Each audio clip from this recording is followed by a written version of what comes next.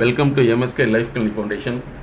இந்த உளவியல் கான்ஃபரன்ஸில் உங்களை நாங்கள் வரவேற்கிறோம். பொதுவாக ஒரு மனிதனுடைய டிஎன்ஏ அப்படிங்கிறது நடத்தை மூலத்துக்கான அது செயல்படும் ஒரு தொகுப்பு. இதை அறிவு மூலம் சொல்கிறோம். பொதுவாக மூளை ரத்தம் சதை சார்ந்தது, ஆனால் வாழ்க்கை என்பது அறிவு சார்ந்தது. மனம்ங்கிறது அறிவினுடைய தொகுப்பு. இதுதான் மைண்ட் செட் நாலேஜ் என்ற எம்எஸ்கே உளவியல் கோட்பாடு.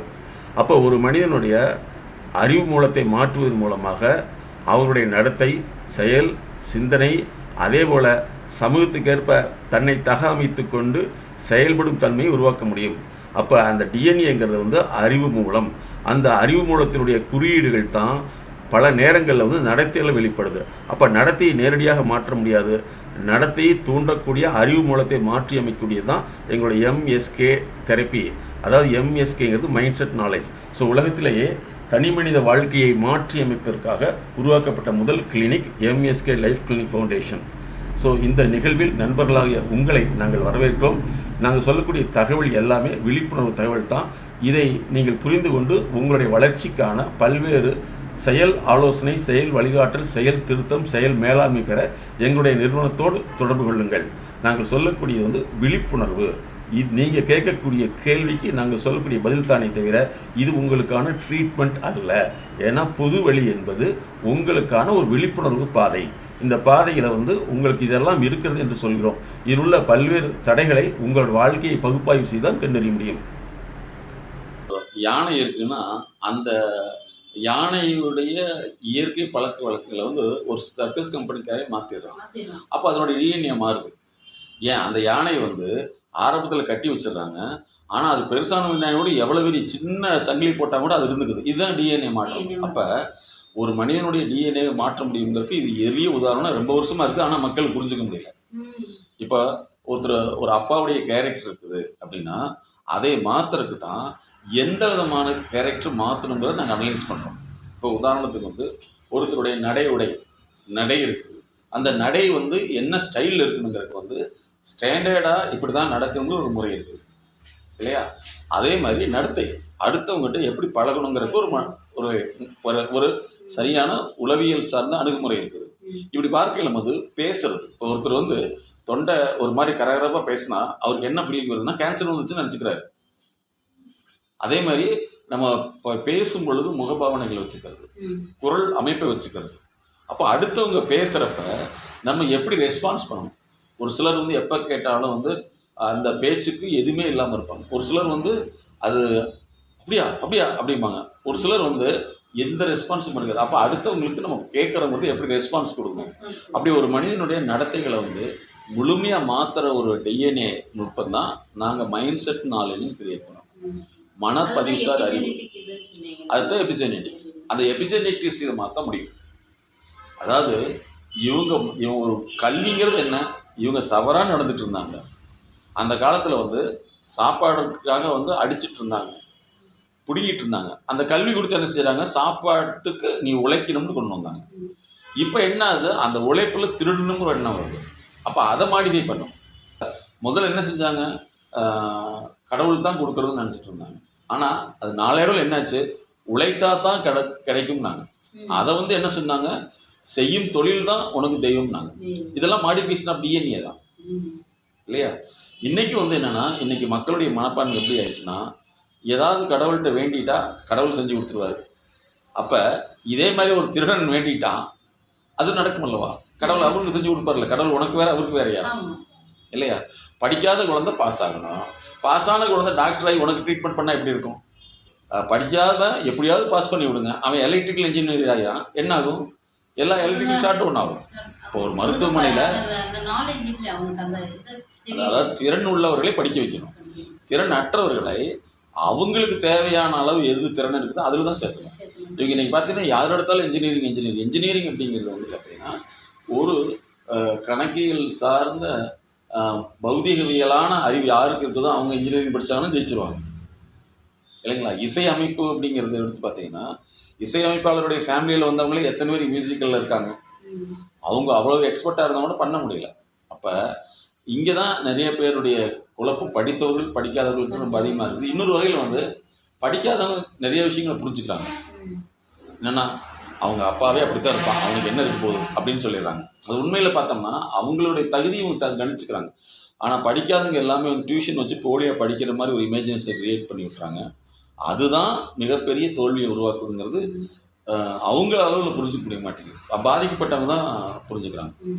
அதாவது படிப்பில் ஆர்வமே இல்லாதவங்கள கொண்டு போய் படிக்க வைக்கிறது. இப்போ வந்து +2 வரைக்கும் படிச்சிருக்கவங்க சிலபஸ் தவிர எத்தனை புக் படிச்சிருக்காங்க எக்ஸ்ட்ரா? இல்லவே இல்லை. அப்போ அவங்களால எப்படி சிலபஸ் படிக்க முடியும்? சிலபஸே வந்து கம்பல்சரியில் தான் படிக்கிறாங்க. நோய்ங்கிறது அப்படி தான். நோய்ங்கிறது வந்து நம்ம மனச்சிக்கலால் வர்றது. மனச்சிக்கல் வந்து எப்படி தேவையில்லாத ஃபுட்டு, மனச்சிக்கல் எது தேவையில்லாத பிரச்சனை, அல்லது தேவையானது இவங்களுக்கு அதை அணுக தெரியாதனால பிரச்சனையாக மாறும் இல்லையா? தேவையான ஒன்று சாப்பாடுங்க தேவையான ஒன்று, அந்த தேவையான ஒன்றை வந்து இவங்க சம்பாதிக்க தெரியாதனால இவங்களுக்கு ஒரு பிரச்சனையாக இருக்குது. இவங்க என்ன செய்கிறாங்க, நான் சம்பாதிக்க மாட்டேன் கடவுளே நீ கொடுன்னா அது எப்படி கொடுக்கும்? கடவுளுடைய பிலாசபி என்னன்னா, ஒர்க் பண்ணினா அதுக்கு பெனிஃபிட். எதை விதைத்தாயோ அதை விளைவித்துக்கொள். நான் விளைவிக்க மாட்டேன். எதை விளைத்தாயோ நீ விதையை போட்டுட்டு எதுவுமே செய்ய மாட்டேன்னு சொன்னால் அது கடவுள் பொறுப்பு கிடையாது. இவ்வளோ நாள் நான் அதுதான் பண்ணுவேன். ரொம்ப இந்த பிரச்சனை வரும்போது ஆண்டவா ஏன் எனக்கு இப்படி வருது இப்படின்னு சொல்லிட்டு இருந்தேன். அதாவது மதம் சார்ந்த கட்டமைப்பு எல்லாமே வந்து ஒரு மனிதனை வந்து முடக்கக்கூடிய சூழ்நிலையில் தான் வச்சுருக்காங்க. என்ன எந்த மதம் வந்து பிரச்சனையை நான் தீர்க்கலை, நீ வந்து தீர்க்கறதுக்குண்டான வழிகளை எடுத்துக்கொள்ளுன்னு எந்த மதமும் கைட் பண்ணதே இல்லை. மக்களை வந்து என்ன செய்யுதுன்னா நான் உனக்கு தீர்த்துருவேன். அப்போ எல்லா மனிதர்களும் நீ எங்கே போகுது? ஏதோ ஒரு பிரச்சனைனா நீ ஏன் செய்ய மாட்டேங்கிற, நான் உனக்கு கெஞ்சி கேட்குறேன்ல, உன்கிட்ட என்ன சொல்றது பக்தியோட இருக்கனே அப்படின்னு தான் மைண்ட் போச்சு. இதுக்காக அன்னதானம் கொடுத்தேன்ல, கலவு ஊத்திட்டேன்ல, இப்படி எல்லாம் எனக்கு என்ன தோணுச்சுன்னா, நான் இந்த ஜென்மத்துல எனக்கு தெரிஞ்சு நான் யாருக்கும் தப்பு பண்ணல, நீ ஏன் எனக்கு செய்யல வரல. அப்புறம் முன்னாடியே நீங்க சொன்னதுக்கு அப்புறம் தான் நீ தானே போட்ட, அது சரி பண்ணி தான் எடுக்கணும் அந்த மைண்ட் செட் இப்போ வந்ததுக்கு அப்புறம் போய் கேட்க பார்த்தது. அதாம்மா இவங்கெல்லாம் வந்து பொதுவாக வந்து பிரச்சனைக்குள் உள்ள சிக்கிட்டு இருக்கிறவங்க, பிரச்சனையை விரும்பக்கூடியவங்க, தன்னை வந்து பிரச்சனையிலிருந்து வெளியே கொண்டு வரணும்னு நினைக்க மாட்டாங்க. அப்படியே வந்தாலும் அடுத்தவங்க தான் பிரச்சனைன்னு சொல்லுவாங்களே தவிர இவங்க தன்னையை மாற்றிக்க மாட்டாங்க. அதாம்மா இது இப்போ என்ன ஆகும், இதை வந்து நம்ம முறைப்படுத்தலைன்னா கடைசி வரைக்கும் நம்ம தான் கஷ்டப்படுவோம். இன்றைக்கி வந்து இப்போ நாங்கள் வந்து 25 வருஷமாக அவேர்னஸ் பண்ணுறோம். ஆனால் இப்போ வந்து சொல்கிறாங்க எல்லாம் 40 வயசு 50 வயசில் இதே பிரச்சனையோடு வர்றாங்க. இன்றைக்கி 50 வயசாகிங்கூட வேலை செய்ய டீ போடக்கூட இடம் தெரியாத பெண்கள் இருக்கிறாங்க. இன்னும் இப்போ லேட்டஸ்ட்டாக என்ன செஞ்சிடறாங்க அப்படின்னா, மாமியார்கள் அதை விட மோசமாக போயிடுறாங்க. என்னென்னா ஒரு பொண்ணு வீட்டுக்கு வந்தோன்னே கம்ப்ளீட்டாக எல்லா வேலையும் அவங்க பார்த்துக்கணும், இவங்களை ஃப்ரீ விட்டுருன்னு நினைக்கிறாங்க. ஒரு மேனேஜர் வந்து உள்ளே நுழைஞ்சனே கம்பெனியில் எல்லாத்தையும் பார்த்துக்கிட்டு ஓனர் வெளியே அனுப்புனா என்ன இருக்கும்? அது முடியுமா? சாத்தியமா? அப்போ ஒரு குடும்பத்துக்குள்ளே வந்து ஒரு 5 வருஷம் 10 வருஷம் கூட ஆகாமல் எல்லா வேலையும் இவங்க செய்யணும்னு நினைக்கிறது இந்த மாதிரி மாமியார்கள் வந்து ஒரு மிகப்பெரிய மனநோய் மாமியார்கள் தான். டிஎன்ஏ சேஞ்சஸ், ஜென்ரேஷன் கேப்ங்கிறதுலாம் பழைய வார்த்தை, அதை யூஸ் பண்ணவே கூடாது. இப்போ இன்றைக்கி உங்களுடைய உடம்புல இருக்கக்கூடிய டிஎன்ஏ வேறு, இதவே கொண்டு போய் வந்து இன்னொரு இடத்துல காட்டுக்குள்ளே வளர வச்சோம்னா அந்த டிஎன்ஏ வேறு இல்லையா? பழைய எம்ஜிஆர் இடத்துல அடிமை பெண்ணில் அவர் வந்து காட்டுக்குள்ளேயே இருந்து 4 கால் பிராணிகளை பார்த்து அனிமலை பார்த்து அவர் 4 காலில் அது எப்படி நடக்குதோ அதே மாதிரி கையை வச்சு தான் வந்துருப்பார். அவருக்கு தண்ணி குடிக்கிறது வந்து எப்படின்னா மிருகங்கள் எப்படி தண்ணி குடிக்குமோ அப்படித்தான் குடிப்பார். அப்போ இந்த பொண்ணு வந்து அதை மாடிஃபை பண்ணல தான் வந்து எந்திரிச்சு நிற்பார். அப்போ அந்த காலத்திலேயே என்ன அப்படின்னா எங்கே பழகிறீங்களோ அதோடைய கேரக்டர் ஃபார்ம் ஆகிடும் இல்லையா? அப்போ நம்ம யாரோடு இருந்துகிட்ருக்கோம்? டியூஷன் படிக்கணுங்கிற ஒரு கேரக்டர் உருவாக்கிட்டிங்கன்னா லைஃப் லாங்காக வந்து அவன் சுயமாக சிந்திக்க மாட்டான். அதனால தான் நாங்கள் என்ன சொல்கிறோம், படிப்புங்கிறது வந்து டிஎன்ஏ மாற்றுறது. அந்த டிஎன்ஏ மாற்றாமல் ஒரு தகவலை மனப்பாடம் பண்ணிட்டு அது அறிவுன்னு சொன்னோம்னா அதுதான் தற்கொலைகளுக்கும் நோய்க்கும் காரணமாக இருக்குது. கடவுள் இருந்தால் தானே இறக்கிறதுக்குன்னு கேட்குறாரு. யோசோ வந்து சொல்கிறாரு, காட் இஸ் டெட்னு ஒரு புக் எழுதியிருக்காரு. அந்த புக்கு எழுதுகிறப்ப வந்து காட் இஸ் டெட் அப்படின்னு சொல்லிட்டு வேறொரு சமூகவியல் விஞ்ஞானி அதை சொல்லியிருக்காரு. அதை சொல்லிட்டு இவர் அதை எழுதிட்டு சொல்கிறாரு, கடவுள் இருந்தால் தானே இறக்கிறதுக்கு, இல்லாத ஒன்று நீ இறந்துட்டு சொல்கிறேன் அப்படிங்கிறாரு. அதே மாதிரி குருங்கிற வார்த்தை கிடையவே கிடையாது, குருவும் கிடையாது கடவுளும் கிடையாது அப்படிங்கிறது தான் கிறிஸ்துமத்தியுடைய பிலாசபி. குரு அப்படிங்கிறவங்க தன்னை அடிமைப்படுத்தக்கூடியவர். அதனால தான் குருக்ஷேத்திரம்னாங்க. குருக்ஷேத்திரம்னா என்னன்னா அதாவது எனக்கு நீ சொந்தங்கிறது தான், சுய அறிவு இருக்கக்கூடாது. அப்போ யார் இருக்கான்னா வழிகாட்டி உண்டு, வழிகாட்டி அடிமைப்படுத்த மாட்டாங்க. சித்தம் தெரிந்தவர்கள் தான் சித்தர்கள். அந்த சித்தர்கள் என்ன பண்ணாங்கன்னா வழிகாட்டி தான் கொடுத்தாங்க. இவன் என்ன பண்ணானா, மக்கள் வந்து நான் அங்க போயிட்டு வந்தேன், சித்தர்கிட்ட போயிட்டு வந்தேன், எனக்கு சரியாயிடுச்சு. அங்க சொன்னதை இவர் ஃபாலோ பண்ணாரு, ஜெயிச்சாருங்கிறது அந்த டாபிக் விட்டு நாங்க போனேன் சரியாயிடுச்சு. அந்த மலைக்கு போனா எனக்கு சரியாயிடும் அப்படிம்பாங்க. இதுதான் அப்ப என்னன்னா வழிகாட்டி தான் எடுத்தது. அதனாலதான் வந்து குருமார்கள் அப்படின்னு சொன்னாவே வந்து முதல் தர மனிதர்கள் ஏற்றுக்கொள்வதே இல்லை. ஏன்னா குருனாவே அடிமைப்படுத்துறது, சரியா? ஆனா வழிகாட்டிங்கிறது நீ போ அங்க போய் பேர் அப்படின்னு சொல்லணும். உலகத்துக்கு தேவை வழிகாட்டி தான் தேவை, குரு தேவையில்லை. குருங்கிறது அதனால கஷேத்திரம்னு என்ன, சத்திரம் கஷேத்திரம் அப்படின்னாவே வந்து உள்ள ஒரே இடத்துல உட்காரு, நான் சொல்றது கேளு. அதைத்தான் வந்து இது ரொம்ப வருஷமா இந்த உலகத்தில் நடந்துட்டு இருக்குது. இதெல்லாம் வெளிவராத தகவல். ஏன்னா நம்ம அதை தேடி படிக்கிறதே இல்லை. ஒரு +2 வரைக்கும் படித்த ஒரு பையன்கிட்ட கூப்பிட்டு எத்தனை புக்கு எக்ஸ்ட்ரா படிச்சுன்னு கேளுங்க, ஒண்ணுமே இருக்காது. அப்ப இவங்கெல்லாம் எப்படி நாட்டை காப்பாற்றுவாங்க அல்லது சமூகத்தை காப்பாற்றுவாங்க, எப்படி இவங்களுடைய குழந்தைகள் வாழும் அப்படிங்கிற ஒரு கேள்வி கேட்டீங்கன்னா இல்லை. ஸோ அதனாலதான் நாங்க என்ன நினைக்கிறோம்னா, உளவியலை வந்து நாங்கள் நிறைய பேர்த்துக்கு இந்த MSK சைக்காலஜிங்கிறது சொல்லிக் கொடுக்கும், மைண்ட் செட் நாலேஜ் சைக்காலஜிங்கிறது கொண்டு வரணும். வேணும்ண்ணா கண்டிப்பா. ஏன்னா இப்போ நான் என்னோட அனுபவம் நான் பர்சனலாக சொல்கிறேன். அங்கே போய் அவர் சொன்ன அந்த கவுன்சிலிங், அவர் கொடுத்த அந்த கவுன்சிலிங் எதுவும் அவங்க ஒய்ஃபை வர சொல்லுங்கன்னாங்க, உட்காந்தோம், அவரும் வந்தார், பேசி இந்த மாதிரி விஷயங்கள் எல்லாம் கேட்டாங்க. பர்சனல் சொல்லுங்கன்னா எல்லாம் சொல்லியாச்சு. இப்படி அது நம்ம அடுத்த கவுன்சிலிங்லேயும் பார்க்கலாம். அதுக்குள்ளே நான் அவருக்கு சில விஷயம் சொல்கிறேன். அவர்கிட்ட போய் என்ன சொல்கிறேன், நீங்கள் இந்த மாதிரி தண்ணி அடிச்சா உங்களுக்கு இப்படி ஆகும் அப்படி ஆகும், அதுதான் முன்னையே தெரியும். அதை எப்படி மாத்துறது அதை சொல்லுங்க அப்படின்னா, அதுக்கப்புறம் நீங்கள் இதை வந்து அது வீட்டுக்கு வந்தாலும் இதை பற்றி பேசணும் தான்.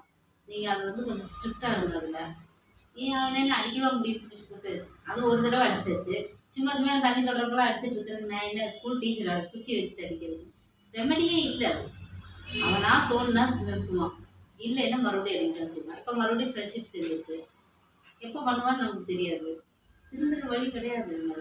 இதுதான் கவுன்சிலிங், அவங்களோட முறை கவுன்சிலிங். இதுல ரெமடியே இல்லை. கவுன்சிலிங்கிறதே வந்து ஆற்றுப்படுத்தல், அப்படியா சரி பரவாயில்ல விட்டுருங்க அப்படின்னு சொல்லலாம். ஆனா பிரச்சனைக்கான தீர்வு அதை தீர்வு முறைகளை நமக்கு அதை உருவாக்கி அதை செயல்படுத்த வச்சு அதில் மறுதிருத்தம் செஞ்சு அதை முன்னேற வைக்கிறது தான் சரியான உளவியல் சிகிச்சைன்னு சொல்றோம்.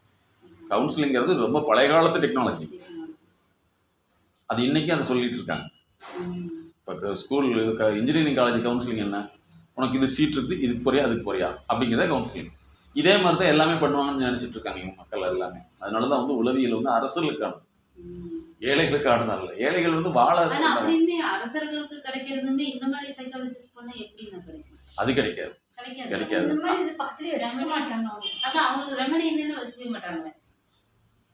இல்லை, இவங்கனால வளரவும் முடியாது. இன்னைக்கு வந்து பார்த்தீங்கன்னா சென்னையில் ஒரு மிகப்பெரிய கல்லூரியில் வந்து சைக்காலஜி படிச்சுட்டு அதில் ஹோப்பே இல்லைன்னு சொல்கிறாங்க. ஆனால் உலகத்திலே மிகப்பெரிய ஒரு விஷயம் என்னென்னா உளவியல் தான். அப்போ இதை சொல்லிக் கொடுக்குற டீச்சர்ஸ் எப்படி இருந்திருப்பாங்க? சேலரி பீப்புள் வந்து அவங்களுக்கு வந்து அந்த சர்டிஃபிகேட்டை வச்சு தான் சேலரி. மற்றபடி வெளியில் போனாங்கன்னா அவங்களால ஒன்றும் வாழ முடியாது.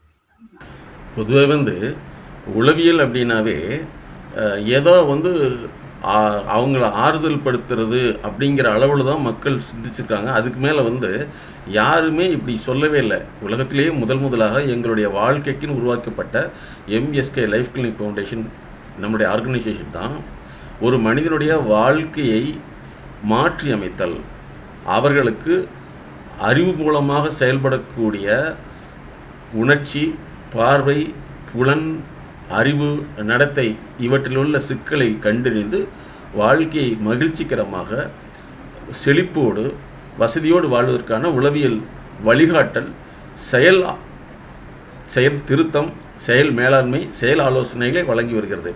பலருக்கு வந்து ஒரு நினைவுகள் வந்து தொடர்ந்து அழுத்தப்பட்டிருந்தால், அந்த நினைவு சுழற்சியிலே சிக்கிட்டு இருந்தால், அந்த நினைவு சுழற்சியிலிருந்து வெளிவருவதுக்கு தான் உளவியல் சிகிச்சை, அதாவது உளவியல் பகுப்பாய்வு சிகிச்சை, இன்னும் சொல்லப்போனால் வாழ்வியல் பகுப்பாய்வு சிகிச்சை அப்படிங்கிறது உருவாக்கியிருக்கோம்.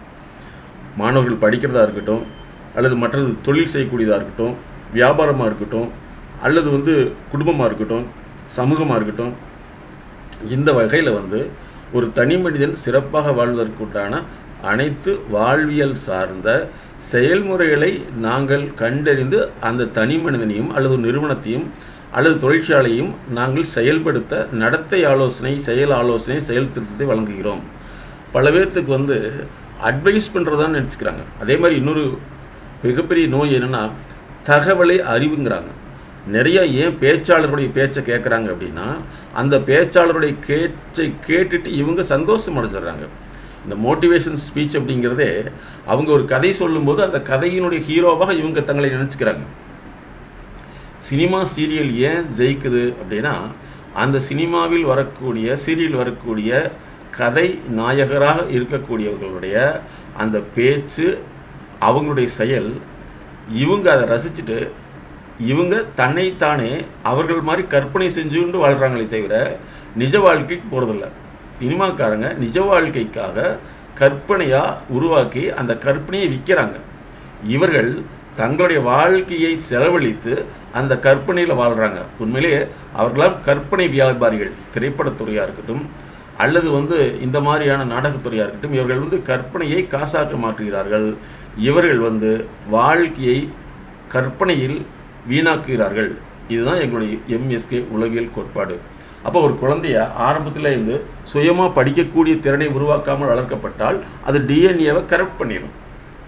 அதனால தான் நீட் எக்ஸாமுக்கே டியூஷன் போய் 4 தடவை ரிப்பீட் பண்ணி படிக்கக்கூடியவங்க எப்படி மெயின் எம்பிபிஎஸ்ஸை படிக்க முடியுங்கிற கேள்வி முதல் தர மனிதர்கள், தொழிலதிபர்கள் மட்டும் தான் வந்திருக்குது. அவர்கள் தான் எங்களுடைய எம்எஸ்கே லைஃப் கிளினிக் ஃபவுண்டேஷனில் இன்டர்நேஷ்னல் லேர்னிங், அவங்களுடைய கற்றல் திறனை கண்டறி அறிவதற்காக லேர்னிங் லேப், அவருடைய கற்றல் தொடர்ச்சியை மேம்படுத்துவதற்கு லேர்னிங் ஜிம்மில் இணைக்கிறாங்க. ஆகவே வாழ்க்கைங்கிறது தகவல் அல்ல. ஸ்கூலில் வாழ்க்கை சார்ந்த விஷயங்கள் சொல்லித்தரது வேலை அல்ல. அது அவங்க சிலபஸ் பேட்டர்ன் வைக்கிறாங்க. அதை மனப்பாடம் பண்ணி எழுதுனா நீங்கள் பாஸ், அதை மனப்பாடம் பண்ணி கரெக்டாக எழுத அதிகமாக இருக்குது. அவ்வளோதானே தவிர இந்த பாஸை வச்சு நீங்கள் வாழ்க்கையை பாஸ் பண்ண முடியாது அப்படிங்கிறது தான் இந்த உலகம் கண்டறிந்த உண்மை. அதைத்தான் எங்களுடைய நிறுவனம் கடந்த 25 ஆண்டுகளாக அவேர்னஸ் செய்து வருது. இதில் முதல் தர மனிதர்கள் தான் எங்களை தேடி தங்களுடைய வாழ்க்கை திறனை மேம்படுத்துகிறார்கள். சொல்ல முடியாத அழுத்த நினைவுகள், அடக்க முடியாத அழுகை, கட்டுப்படுத்த முடியாத கோபம், தாங்க முடியாத கஷ்டம், தன்னை யாரும் புரிந்து கொள்வதில்லை என்ற ஏக்கம், அதிகமான பயம், தூக்கமின்மை, உடல் சார்ந்த வலி, இன்னும் இது போன்று பல சிக்கல்களிலிருந்து விடுபட நாங்கள் உதவுகிறோம். அணுகவும். உளவியல் முதல் உதவிக்கு MSK just call 93 602 53 930. MSK life clinic foundation.